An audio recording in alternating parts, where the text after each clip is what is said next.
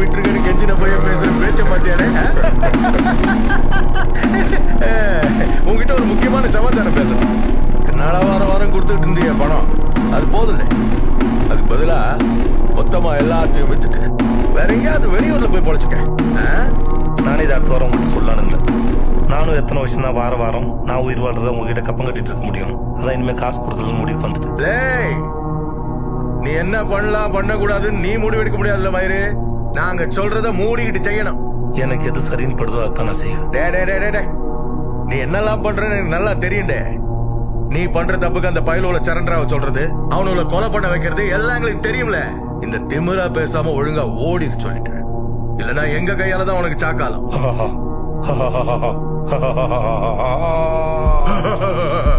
சுத்தி பாருல, இது ஏன் இடம். நான் நினைச்சேன்னு வையே, ஓ லாரி மட்டும் தான் இங்க இருந்து போ, நீ போக மாட்ட. முடிஞ்சா என்ன கொன்னுட்டு உங்களை காப்பாத்திக்க.